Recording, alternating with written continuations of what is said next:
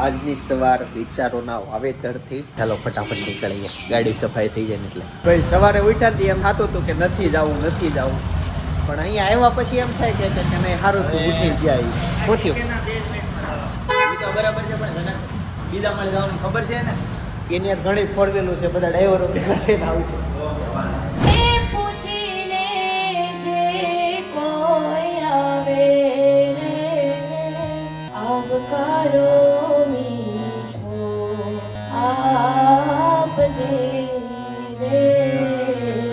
બાળક જ્યારે માના પેટમાં હોય, માના ઉદરમાં હોય, બીજો મહિનો, ત્રીજો મહિનો, ચોથો મહિનો, પાંચમો મહિનો અને છઠ્ઠે મહિને ત્યારે બાળકનો શરીરનો ઘાટ એકદમ ઘડાઈ ગયો હોય, એનું શરીરનો જે શેપ હોય, એનું ઘડતર છે એ લગભગ છઠ્ઠા મહિના સુધીમાં થોડું ઘણું થઈ જાય. પણ આપણી જે ઇન્દ્રિયો હોય છે, આજે મને તમને સ્પર્શથી આ ગરમ છે ઠંડુ છે ખબર પડે, કડવું છે કે મીઠું છે એ ખબર પડે, આ જે સંભળાય છે એ કર્ણપ્રિય છે કે કર્કશ છે એ ખબર પડે. એ બધી ઇન્દ્રિયો છે ને, એમાં સૌથી પહેલા જે ઇન્દ્રિય કોઈ જાગૃત થતી હોય બાળકની છઠ્ઠે મહિને તો એ છે કાન.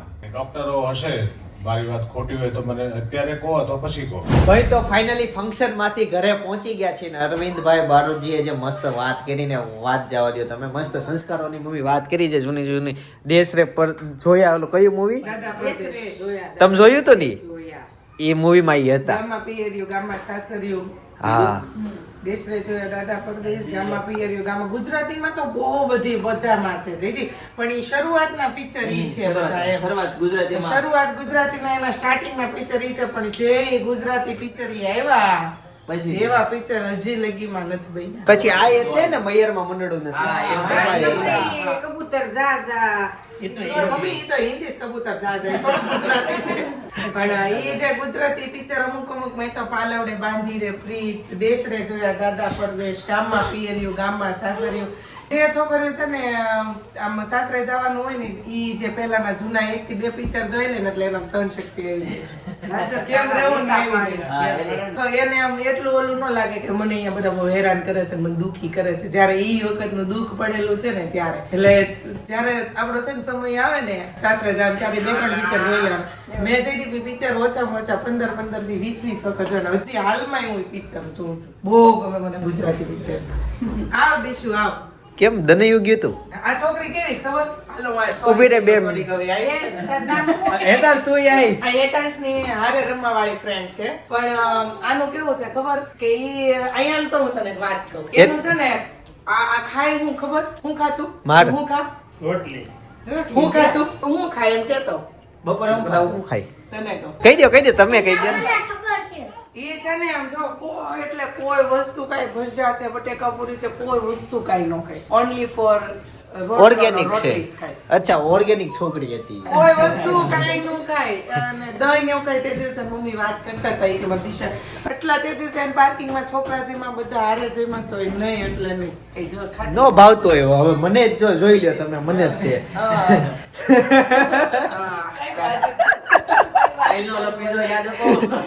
પીઝો કેવો હતો ખબર? આખો આમ સીધો ન પકડી શકે, આમ આગળથી ઝૂકી જાય. 2 હાથે તમે પકડો ને તોય ઝૂકી જાય, એમ એવો હતો. અચ્છા, એક જ લેવાનો ને પણ બધા થઈ જાય એક જ. 800 રૂપિયા 800 પણ હેલ્ધી.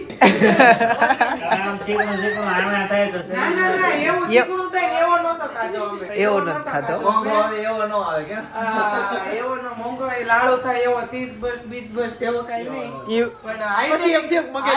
પણ નહીં મળતો ચીઝ બસ. હોટલમાં જમવા ગયા ને, હાઇજેનિક હોટલમાં જમવા ગયા હતા નહીં તો એટલી સ્વચ્છતા, એટલી ક્લીનતા. અને અમે 3 જણા જઈમાં ને, અમે 4 જણા જઈમાં. એમાં કેટલું બિલ આવ્યું છે અંદાજિત કયો તો? 2400 રૂપિયા. એક પીઝા થોડો ખાધો નહીં, 800 લેખે એને એક જણાની એવરેજ હોટલમાં જમે 800 એમ. અમે અમારા 4 જણા વચ્ચે છે ને અમારા 3100 નું બિલ 3200 નું ભાઈ 6 રૂપિયા ઓછા. નહીં, એક જ પીઝો તો અમે એક જ મંગાવ્યો. પીઝો, શાક રોટલી અને ભાત, દાળે નહીં. ફેન્સી એમ ખાલી ફેન્સી રાઈસ મંગાવ્યા હતા, જે ચોપર રાઈસ, એમાં બધું વેજીટેબલ ને બધું ગુણકારી હોય ને. ટોટલ 4 આઈટમ અને એક છાશ, 5 આઈટમ હતી. તમે ફૂલ ચા ખાધા હોય ને ત્યાંના તો તમને એમ થઈ જાય કે આવું તો મેં કોઈ દી કે ખાધું જ નથી અત્યાર લગીની હોટલ એ પૈસા પ્રમાણે વસ્તુ હતી.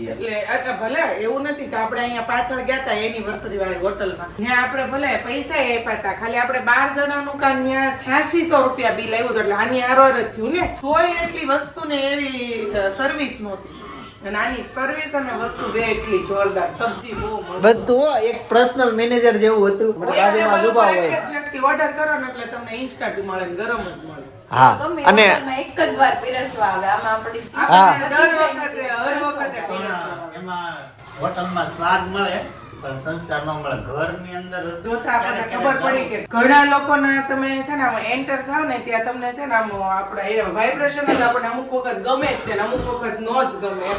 બીજું કે અમે જે વિસ્તારમાં રહીએ ને ત્યાંથી અમે દૂર ગયા હતા વેસુ વિસ્તારમાં સુરતમાં અમારે એ વિસ્તાર થોડો ટોપમાં આવે તો ત્યાંની પદ્ધતિમાં એ બધી વસ્તુ છે એ જોવા ગયા હતા કે શું છે કેટલો એ લોકો આગળ વધી ગયા ત્યાં શું લોકો ફીલ કરે છે ત્યાં સંસ્કાર જોયું બધું.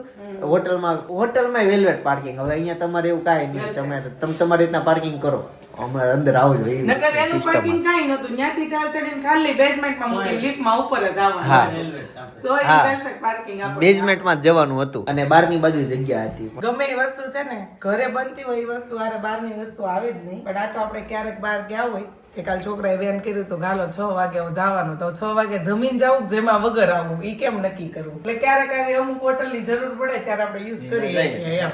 તો એટલે એની માટે એમ આમ વાતાવરણને લીધે સારી કહેવાય એમ. ગાઈસ જમવામાં જ બપોરે બહુ મોડું થઈ ગયું પણ રસોઈ ઓલમોસ્ટ બની ગઈ છે અને એ રમે છે. હા શેનું શાક છે? ચોળીની સુકલ ચોળી.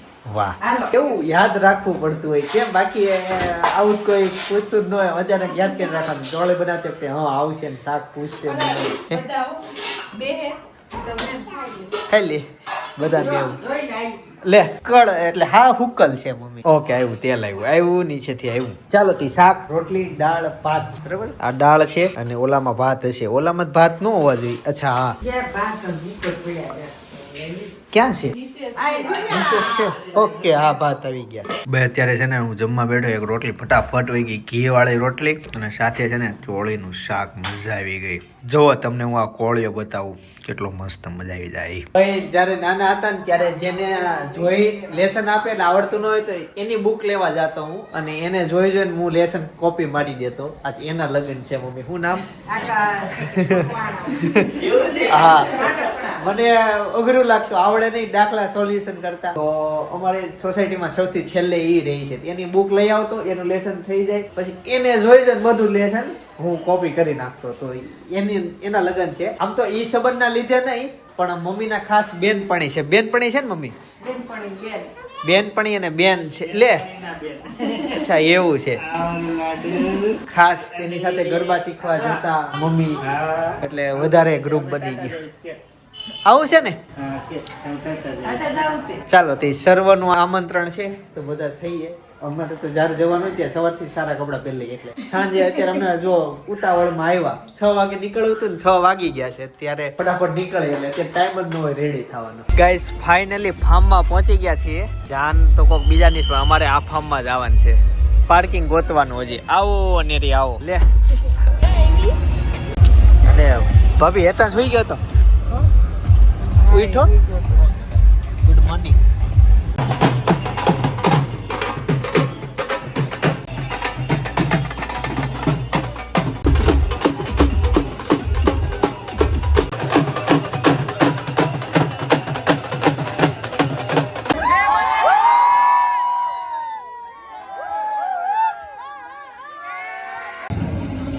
તો ગાઈસ ફાઇનલી જમી લીધું છે અને હવે જઈએ છીએ મમતાબેનના ઘરે. ભાઈ ભાભી ગાડી લેવા માટે ગયા છે પણ આવ્યા નહીં. મને એમ કહેતા આગે બહુ ગાડી મૂકી પણ ઘણો સમય થઈ ગયો ક્યાંઠા વાટ જોવી છે. કે બીજા વાટ જોતા છે ને અમે અહીંયા વાટ જોતા છીએ એવું ન થાય. તો ભાઈ અમે અહીંથી એન્ટ્રી લીધી અને સામેથી કોઈક બીજા એન્ટ્રી લીધી. એમ નહીં આમ જોયું તમે આ પેસેજમાં અહીંયા સ્ક્રીન મૂકી દીધી. હનુમાન ચાલીસા છે ને તો એનું આવી. ગાઈસ તો ફાઇનલી ઘર લઈ લીધું છે. એટલે ગુજરાતીમાં લઈ લીધું છે એમ બેસીએ એવા અને હવે જઈએ છીએ આપણા ઘરે. ભાઈ રસ્તામાં અત્યારે આમ જઈએ છીએ ને તે હેતાંશને એક રસ્તામાં પતંગ દેખાઈ ગયો કે કાકા રાખો પતંગ દેખાઈ ગયો એને પતંગ લેવો હતો. પછી મેં હેતાંશને કીધું ભાઈ તારે કઈ પતંગની કમી છે તે તારે ઈ પતંગ જોતો છે. મને ગાડી સાઈડમાં ઊભી રખાવી તો હેતાંશ શું છે ખબર સપના આવતા હતા તે રસ્તા મેં પતંગ સાઈડમાં પડ્યો હતો. હેતાંશ કે કાકા ઊભી રાખો મેં ઊભી રાખી. મને કે મેં તો કેમ શું કામ હતું દુકાન તો બંધ હતી ત્યાં જા ઊભી રાખી દીધી દુકાન તો બંધ છે. કે ત્યાં પતંગ પડ્યો. મેં કીધું તારે કઈ કમી છે પતંગની? હું ઝાડ ઉપર હતો. આ તોલા જેવું કર્યું ઝાડ ઉપર વાંદરું. હા પછી મેં કીધું તારા કેટલા પતંગ? 2 પંજા કીધા 10 પતંગ કાલે જ લઈ આવ્યો હજી. કાલે જ લઈ આવ્યો. ઈ કે મારે ઘટે છે. નહીં તારા પતંગ મારે નથી જોવા. હા તું શું કરશો? તોફાન. બિચારી શાંતિથી ઊભી છે પગ ઊંચા કરે છે. કેમ તને એમ લાગે તોફાન? ક્યારેય રોતી નથી ક્યારેય એવું કાઈ નહીં. એટલી તોફાની છે ને તમને બધા નથી દેખાતું મને એકલીને જ દેખાય. અરે એમ ખાલી હૈલા કરે એક્ટિવ છે. આ છોકરી ક્યારે શાંતિથી ન બેઠી હોય એમ એને હા પ્રેમ ચિંતન છે. ગમે જ નહીં પગવાળા એવું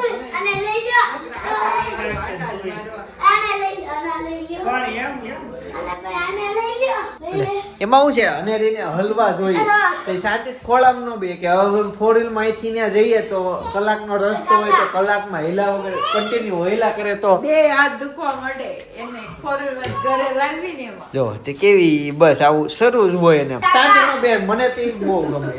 એક છોકરો એક્ટિવ જ હોવો જોઈએ. આમ ઈ હું આમ બેહી રહ્યું ખૂણામાં ને આપણે કામ કર્યા કરે ઈ આમ બેઠો હોય.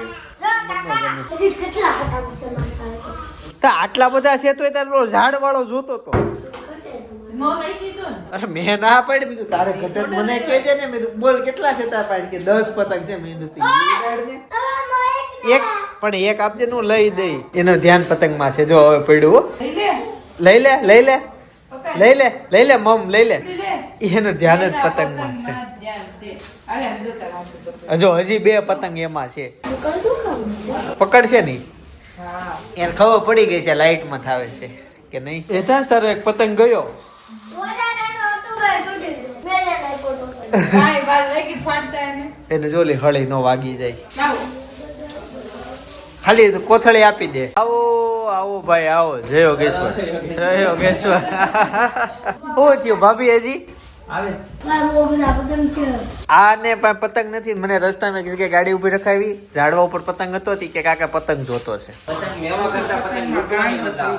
આમ જો આ પતંગ જો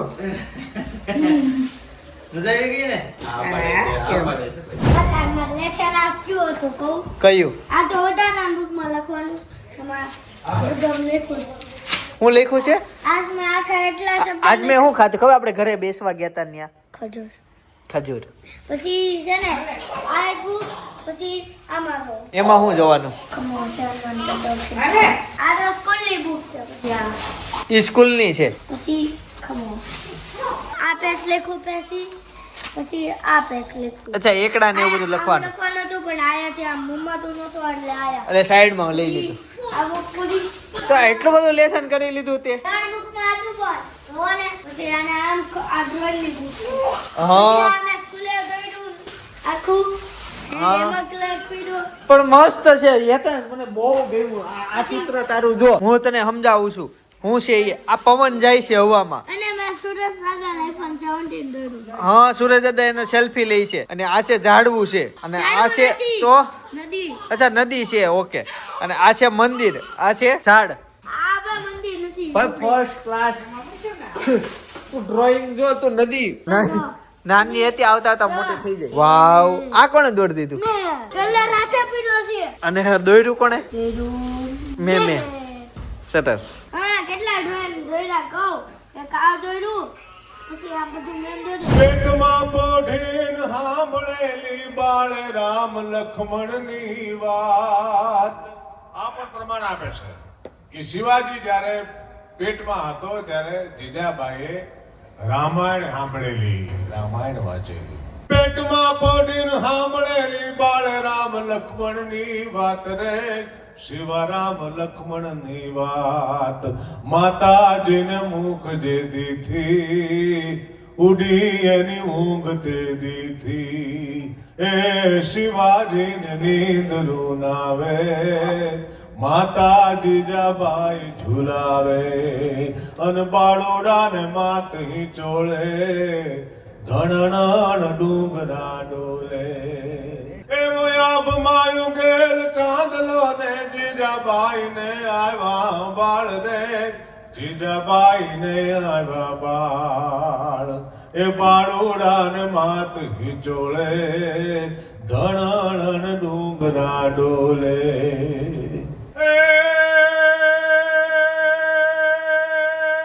ઘૂઘરા ધાવણી પોપટ લાકડી ફેરવી લેજે આજ ઘૂઘરા ધાવણી પોપટ લાકડી ફેરવી લેજે આજ રે આ મોટિવેશન હે બાળ શિવાજી તારે રમકડા છે બધા ઘૂઘરો છે આ પોપટ છે આ લાકડી છે રમવો એટલું રમી લે પણ તારે લેવાની છે તલવાર ઘૂઘરા ધાવણી પોપટ લાકડી ફેરવી લેજે આજ રે શિવા ફેરવી લેજે આજ તેદી તારે હાથ રેવાની રાતી બંબોળ ભવાની તેદી તારે હાથ રેવાની રાતી બંબોળ ભવાની અને આજે તને માના ખોળામાં મીઠી નીંદર આવે છે તને હૂંફ મળે છે આજ માતાજીને ખોળ લે રે તારા માથડા જો લે